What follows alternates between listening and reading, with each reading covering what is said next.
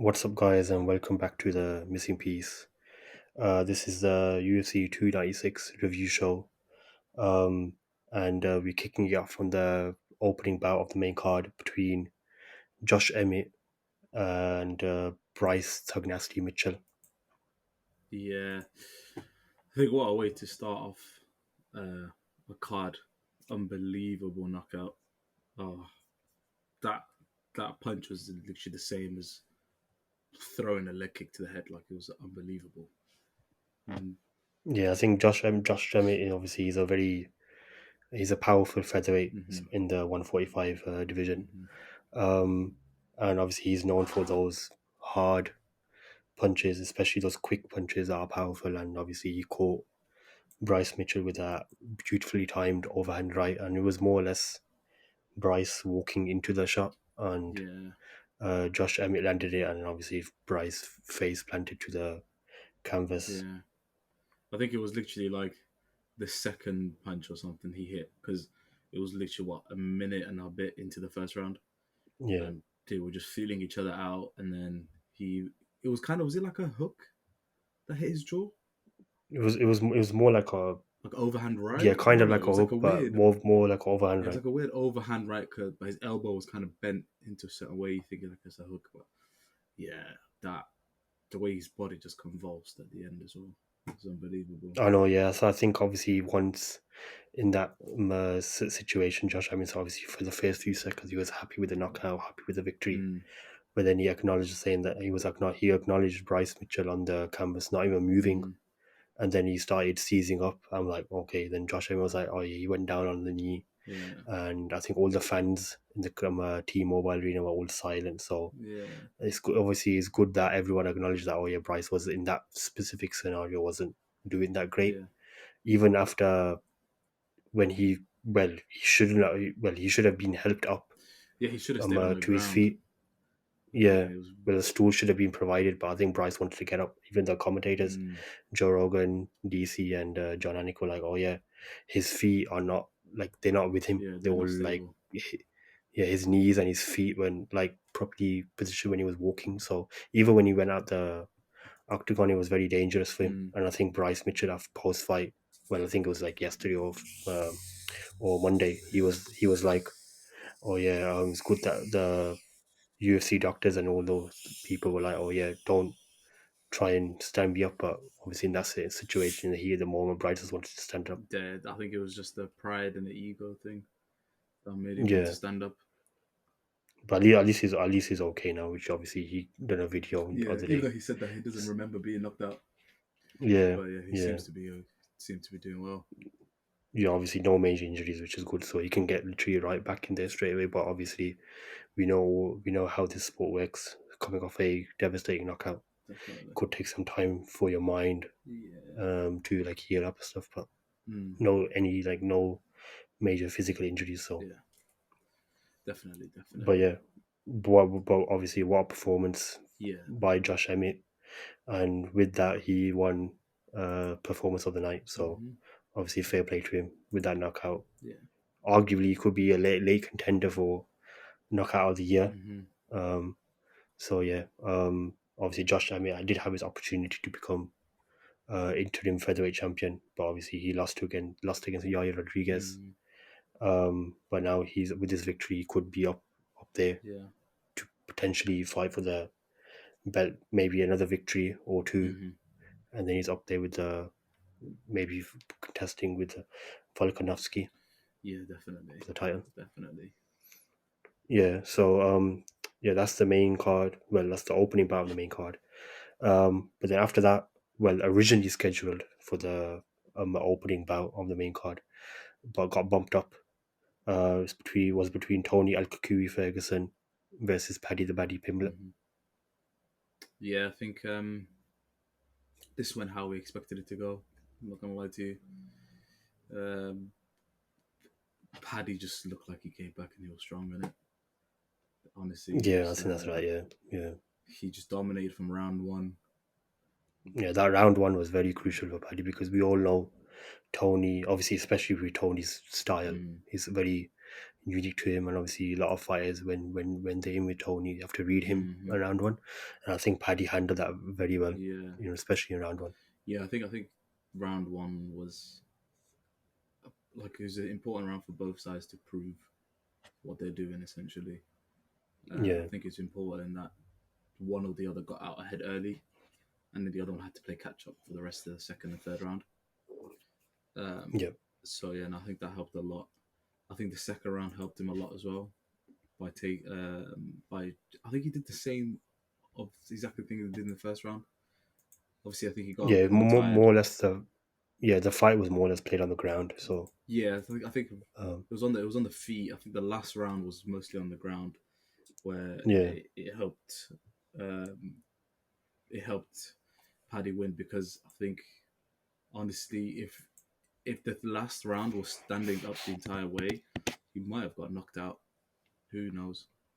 yeah, I think he might have actually lost. He was gassed, like he was tired, and I think you can tell he tried to really get him out of there in the first two rounds. yeah. I think Paddy did predict that. Yeah, I'm going to stream rolling around, but obviously it's difficult to um, finish Tony. Hmm. Um, but after round one, obviously it was all Paddy enforcing the action, and obviously applying the pressure, and then Hmm. obviously playing down the ground. So the decision was obviously unanimous. Yeah, But for Tony, in terms of what's next for him, obviously that's his seventh consecutive loss. Um, yeah, so I think he holds. Well, I think obviously coming off a 12 consecutive win streak. Ever since then, yeah, all losses have come, 7 losses to be exact. To be exact. yeah. And I did see a stat the other day saying that the only person that has that amount of like losing streak was another former champion, BJ Penn. So I Yeah. think he went on a win streak like Tony did, and I think his came obviously after. 7 losses. I think his came after he lost to GSP. Was it? I'm not sure who he fought, Yeah, but he might came have, up after yeah, fighting, I think, for a title fight, and then since yeah, then he kind of just fell off. yeah. So both. Mm, Obviously, they both Tony fights a lightweight. Obviously, BJ Penn did also fight a lightweight. He was a former lightweight champion as well. mm, But so in terms of what's next for Tony, I'm not gonna specifically say the retirement word, but it might be. maybe another fight, to maybe it's for him. I think he obviously Paddy wasn't up and coming, and I think he's made his name now because he beat Tony, and a lot of people knew Tony. So Hmm.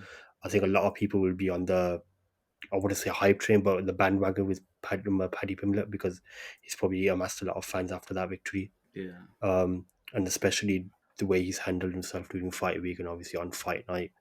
The post fight interview in the Octagon was very good as well. So nothing like brash. He was like respecting Tony, even though Tony Hmm. during fight was like, "Oh yeah, I don't really care about you. I don't care about you, Paddy. I'm gonna steamroll you and stuff like that." But Hmm. Paddy was like, "Yeah, whatever you say, I'm gonna beat you and still respect you. So no matter what you say, I still like you as a fighter. Mm. I'm a fan of you and stuff." But for the next fights for Tony, I think the UFC need to give him certain opponents. They can't be opponents that are up and coming because Hmm. Tony's obviously he's in his late 30s, Hmm. yeah, and he can't be fighting up and coming fighters because then obviously it's a bit of a mismatch. Hmm. So I think he needs to fight like fighters that are similar in terms of rank, Hmm. even though Tony's unranked. But I yeah, think give him, I think he needs to fight people that are just signed to the UFC because I think even if he fights certain people that are close to being ranked or just out of the top 15, I think he might lose. I honestly think, like, with all due respect, I think it's time. I think it's time to hang up the gloves, lad. It's not working out the way you want it to be. This supposedly yeah, was supposed to be your easy fight. It didn't work out. It's time to call it quits, I think. And I like him. Like, I'm not maybe being disrespectful, but I think it might be. maybe one last fight at UFC 300 and then give it up because that would be a good card to end his career But at it just UFC depends on 300. who's going to fight because UFC 300 is going to be a big card. If it's going to be against Yeah, maybe him nobody, on he'll the be on the prelims. Yeah, there are no Dana wants to stack up the card, like you said, that Mhm. the first prelims I want it to be a big name, Yeah. and you never know, Tony could open it. So let's see.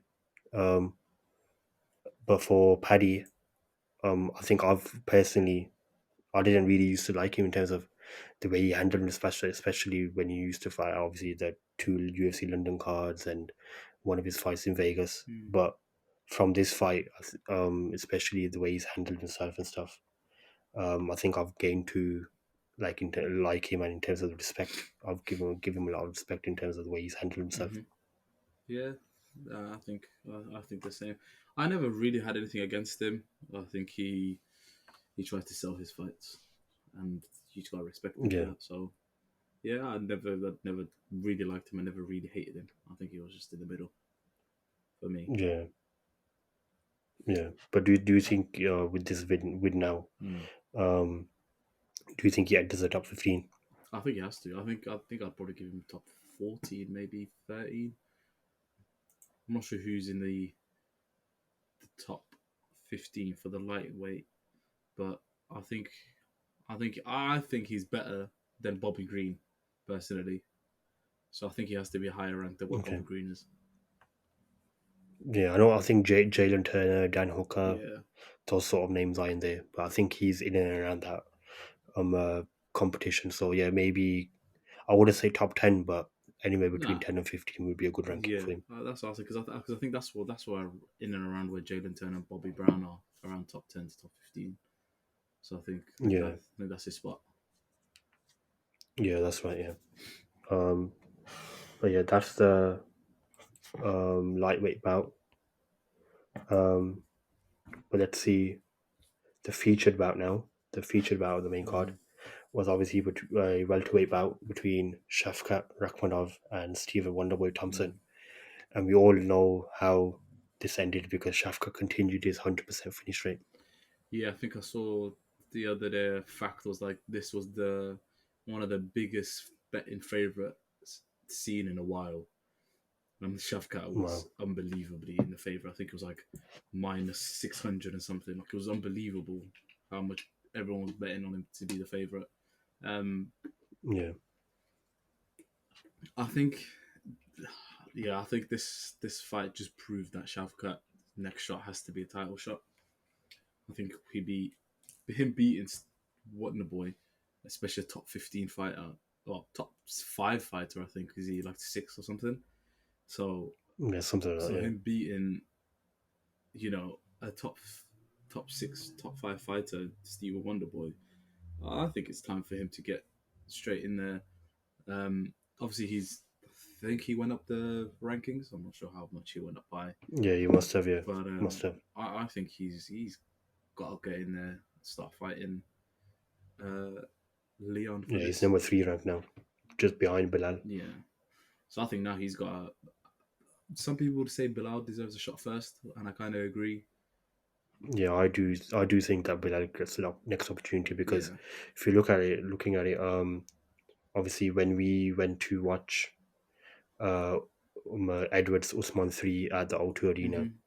everyone was surprised when a backup fighter was there, and obviously we all know who the backup fighter was. Yeah. It was Kobe, Kobe.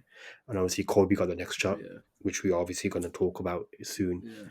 Um, so it does make sense that as Bilal weighed up as a backup fighter this time around, Yeah. if you're going on history, Kobe weighed in previously, got the opportunity. Mm. Bilal weighs in this time. It does make sense for him to get the next opportunity. Yeah.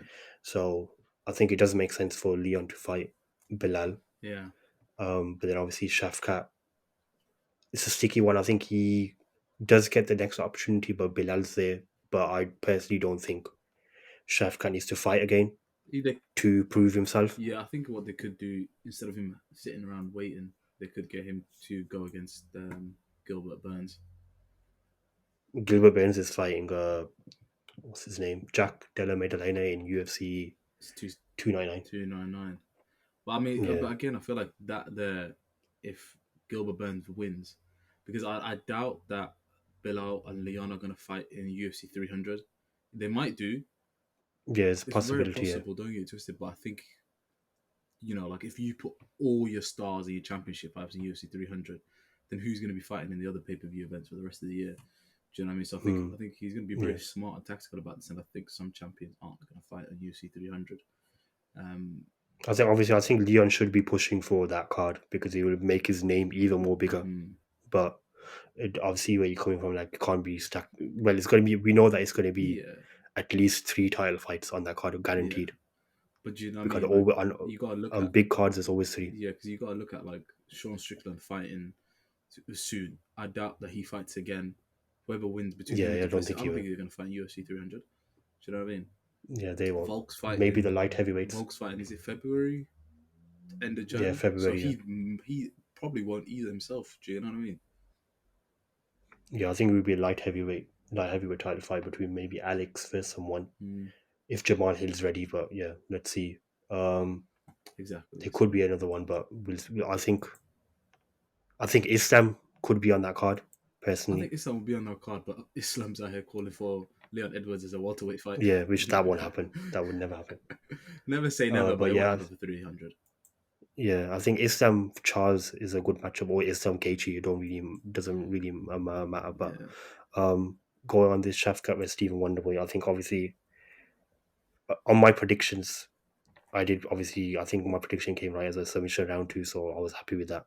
But I think previously, obviously fighters during fight week or close to the fight date, they don't really want to announce or say to the UFC doctor saying that, oh yeah, I've got a little injury here.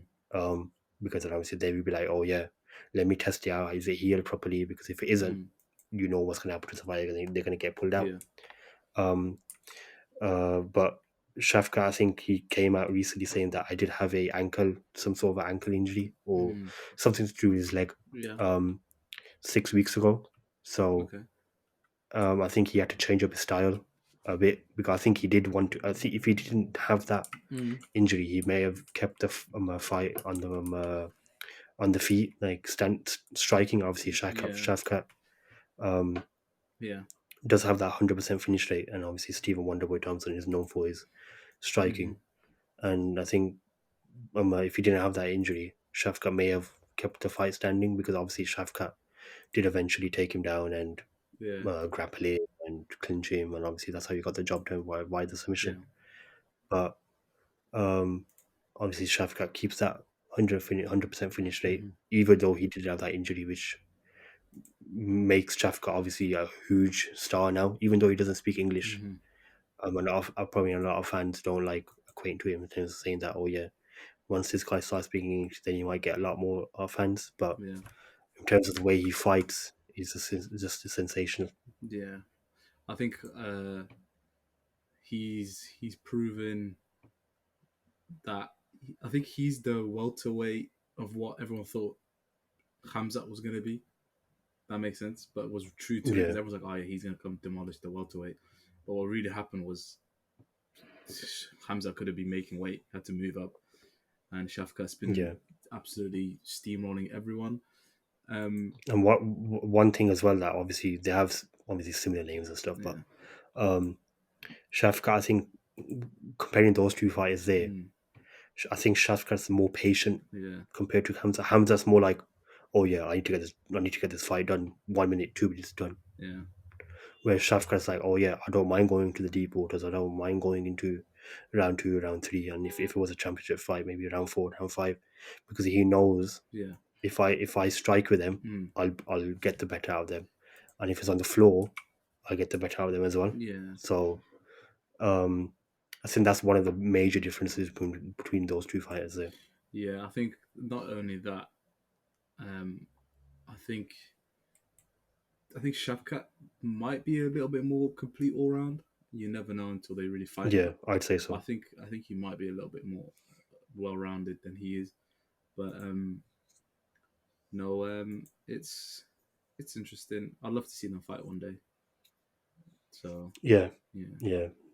I'd love to see that as well. Yeah.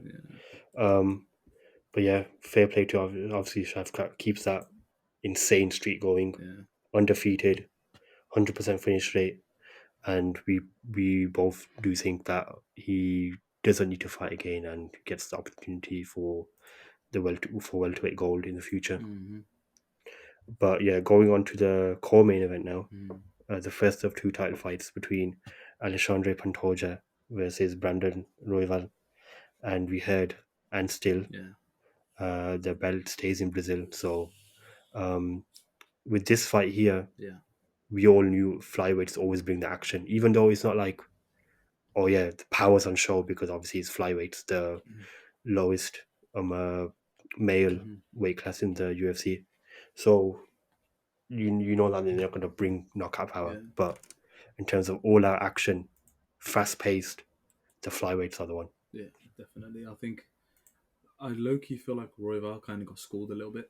It's not like he didn't do anything. Like on the ground like specifically. he Yeah, threw his strikes quite well, to be fair, and he was more accurate than Alexandre Pantoja was. But I think when he got to the ground, it was just a clinic of you know, yeah, I'm gonna do whatever I want to, and I think he had him on the middle of the octagon, so he didn't yeah. to do That's yeah. anything. So yeah, I think it was just pure domination.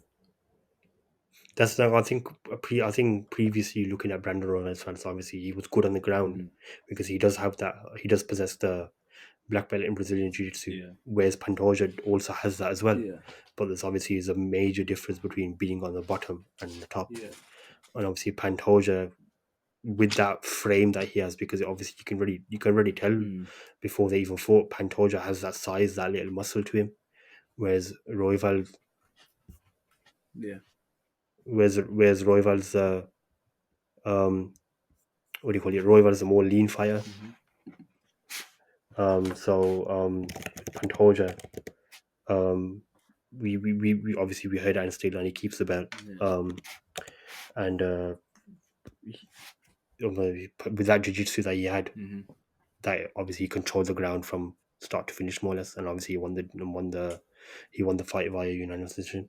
yeah. It's to be expected. To be fair, I didn't expect anything else. Just class and just yeah, total domination. I think he just showed that there's a clear level between himself Between him and the and the contenders. Yeah, contenders. Yeah, honestly, I think he just showed that he's I better. think his obviously the next flyweight bout in that division is a um what do you call it?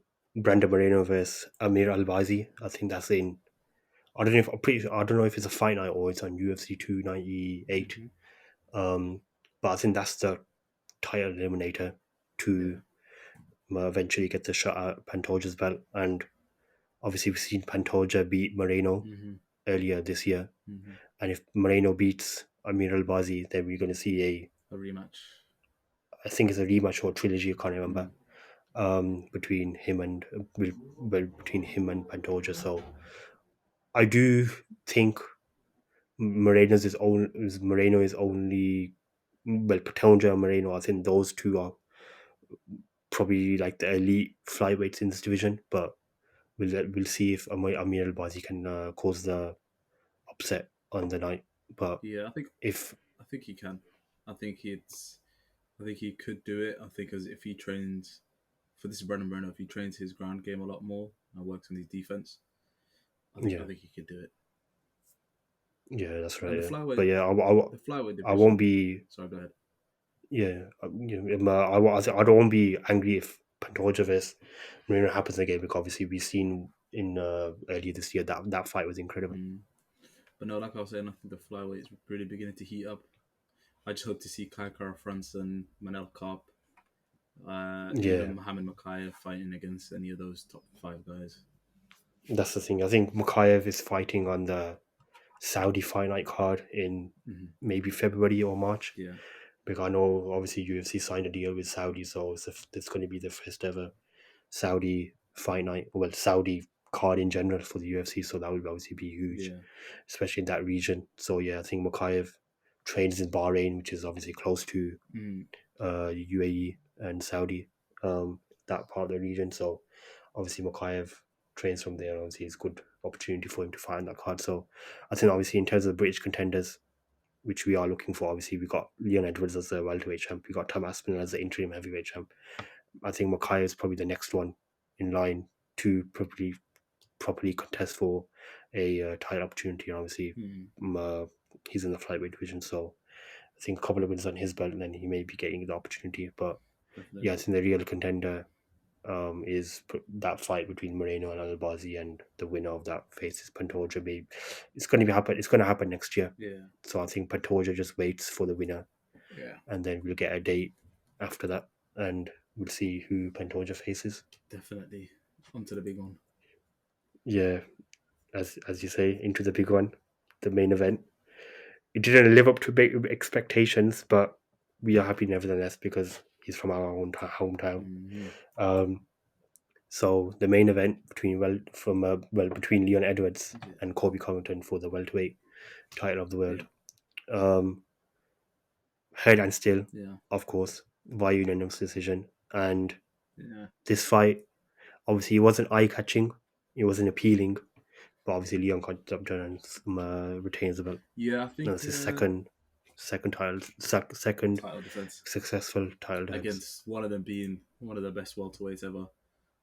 Yeah, But no, I think to be fair, I was rewatching the fight recently, and then I was thinking about it, and some people were actually talking about round 4 and 5 really truly could have been Colby's and stuff like that, and it could have been a split decision fight.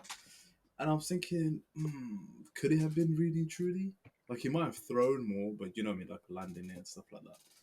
So I was like, but that's the going on the scorecards. I think in terms of what they rank it by, I think first they rank it by damage, mm, and the last pointer is control time. So mm-hmm, the referees, well, not referees, the judges look for, has the fighter offered more damage to the opponent, mm-hmm, and obviously if that isn't clear cut, mm-hmm. then they go to the second criteria. Then if the I can't specifically remember what the second criteria is, but Yeah, I can't remember what the if they criteria can't, is either. if yeah, if they don't, if the second criteria isn't clear cut, then they go to the third criteria, which is obviously control time or octagon control time. Yeah.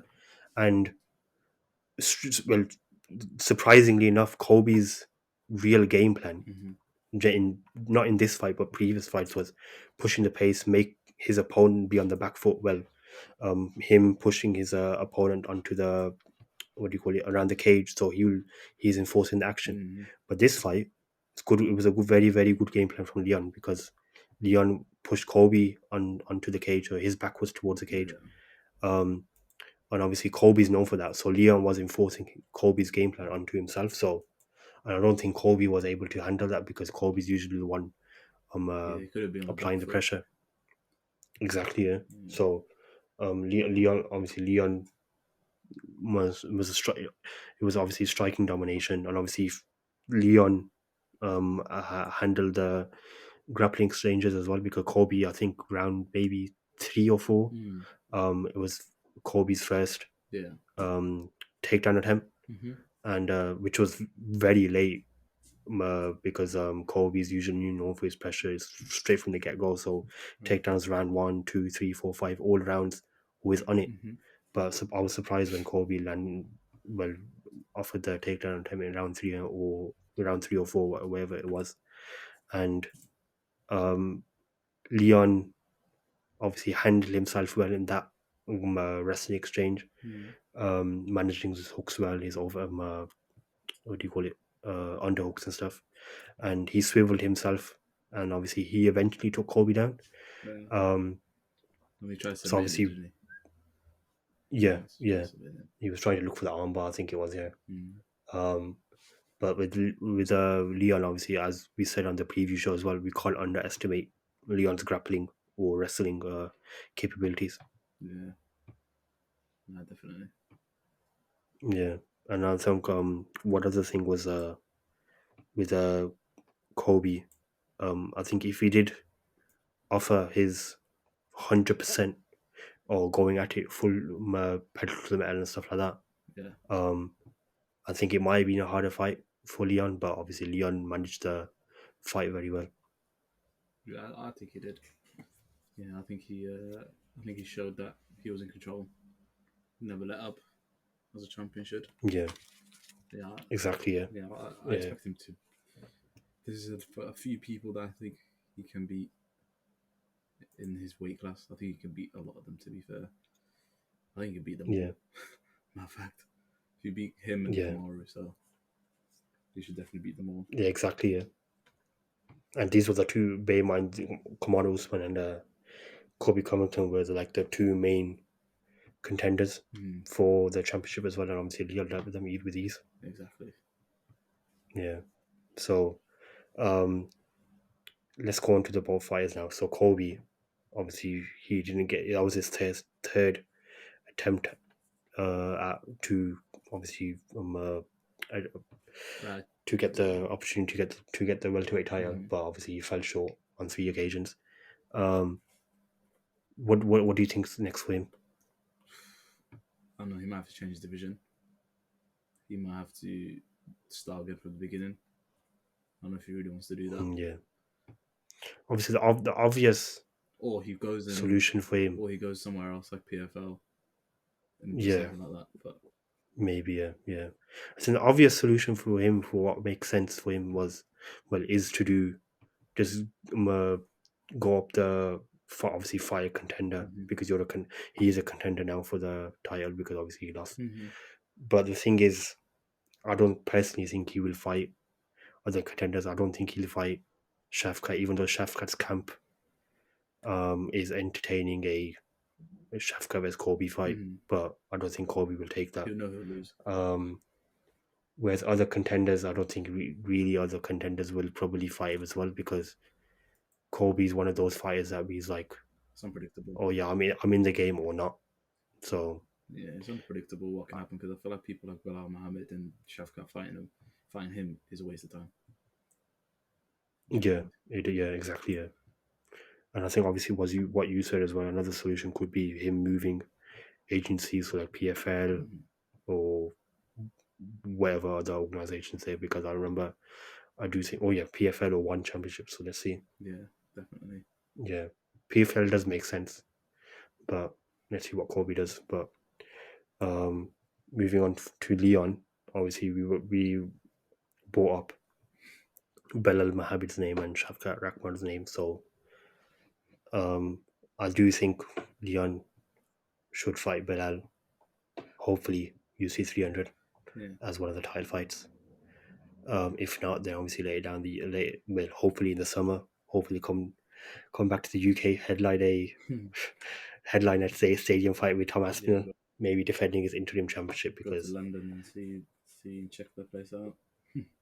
yeah, yeah, and obviously Shafkat's waiting in the wings, so maybe if they're going by this Mm, backup weighing in sequence, Kobe weighs in, gets the opportunity, Bilal weighs in, I think he should get the next yeah. opportunity, and then Leon Bilal fights.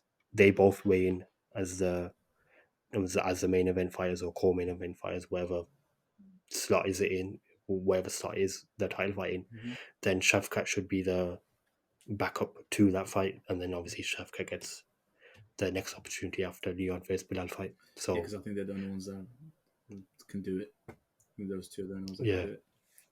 yeah, I think that those are the two that are the real contenders. Yeah. Besides that, there are other contenders, but obviously they have to fight each other before Mm-hmm. rising up the ranks. Yeah, definitely. Yeah. Agree.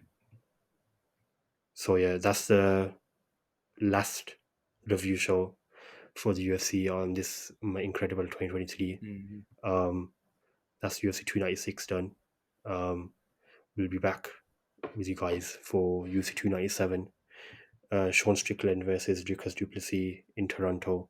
So that will be a big fight, because let's briefly talk about it. We could talk about it of like Sean Strickland. Obviously, that it's very Jumped very in to start awkward. fighting. Um, He thought it was it's his. very awkward. He thought that Bruce introduced him into the ring. Yeah, yeah. Yeah, But obviously they cut a promo, so yeah. I think that 100% that will be the alteration would obviously be in Who the knows? pro. Maybe Dana White put them there on purpose, so this happens. Just a little bit Yeah, exposure. maybe, yeah, because obviously speaking about Dana White, I think he did say Yeah, a this post idiot. by saying that I made the mistake Yeah, of putting them too close by. who knows? It might Um, not have been a mistake. yeah, you never know with Dana. Yeah, Yeah. But yeah, that alteration will definitely 100% be in one of the promo videos leading up to um that UFC 297. yeah, So um obviously that would be a very big fight for the middleweight division, because obviously Izzy stepping away, yeah. and if Sean wins, there might be some solidity in the middleweight division. But if Dricus wins, then Yeah. maybe a rematch, because obviously they are other middleweight fighters, but Dricus convincingly beat Robert Whittaker. Yeah. So if Dricus wins, there may be a rematch with Sean Strickland. But yeah, we'll get onto that fight during fight week. We'll be with you guys for the preview and obviously the review as well. So stay tuned for that. But yeah, see you guys next year for some more UFC breakdowns. See ya.